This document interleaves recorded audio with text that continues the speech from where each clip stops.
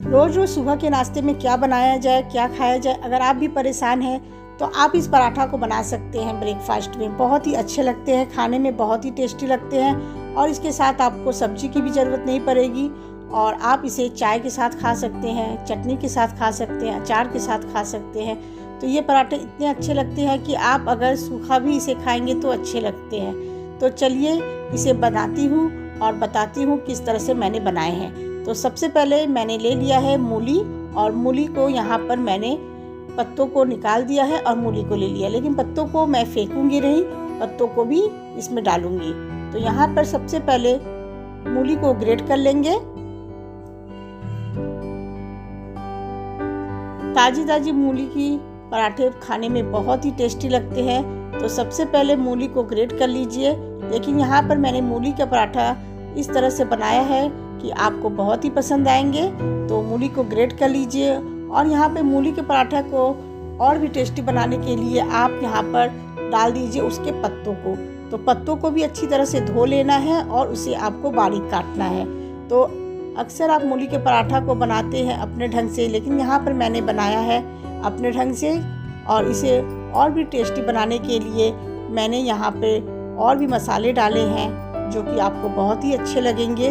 तो इसी के साथ मैंने ले लिया है बारीक कटा हुआ प्याज, बारीक कटा हुआ अदरक और बारीक कटा हुआ लहसुन। तो जब आप इस पराठे को बनाएं तो सबसे पहले तैयारी कर लीजिए। तो यहाँ पर मूली के पत्तों को बारीक काट लीजिए, प्याज अदरक लहसुन को काट लीजिए, हरी मिर्च को भी बारीक काट लीजिए। अब आटा को आपको पानी से गूंथ लेना है। तो आटा को बहुत ही सख्त नहीं गूंथना है, तो ये भरवा पराठा है इसलिए आटा को आपको बहुत ही सख्त नहीं गूंथना है। हल्का हल्का पानी डालकर आप इसे सॉफ्ट गूंथ लें। तो आप आटा को गूंथ कर रख लीजिए, इसे ढक दीजिए। अब यहाँ पर मैं ले लूँगी सत्तू। तो सत्तू को मैंने लिया है और यहाँ पर मैंने एक कटोरा भरकर सत्तू लिया है। तो सत्तू का पराठा बनेगा मूली के साथ, जो कि काफ़ी अच्छे लगते हैं खाने में। तो मूली का पराठा बनाने के लिए आप इस तरह से कभी सत्तू भरकर बनाइए, बहुत ही टेस्टी लगते हैं। तो सत्तू ले लीजिए और ये चना का सत्तू है, उसी में मैंने डाल दिया मूली के पत्तों को, बारीक कटा हुआ प्याज डाल दिया है और उसी के साथ मैंने डाल दिया है इसमें अदरक लहसुन और हरी मिर्च को भी बारीक काट कर। तो सबको मिक्स कर लीजिए आप।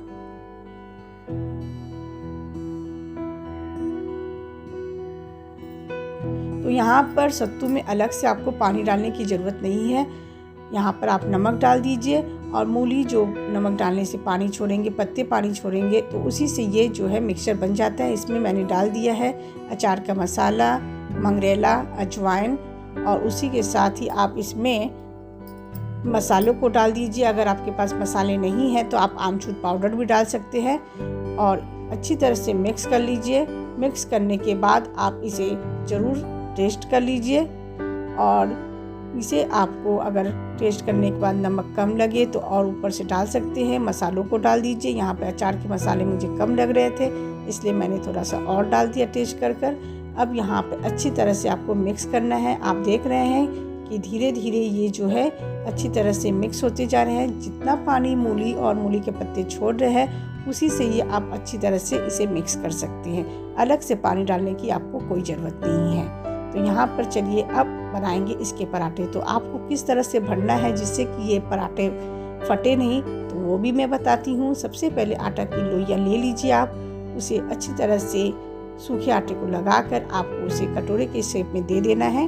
अब इसी में आप जो मूली का मिक्सचर है उसे भर दीजिए। तो यहाँ पर आपको इस तरह से हल्का सा दबा देना है। दबाने के साथ ही आप इसे इस तरह से पहले फोल्ड कर लीजिए। सभी तरफ आपके जो है मिक्सचर भरा होना चाहिए और लास्ट में दोनों किनारों को पकड़ के उसे अच्छी तरह से फोल्ड कर लीजिए।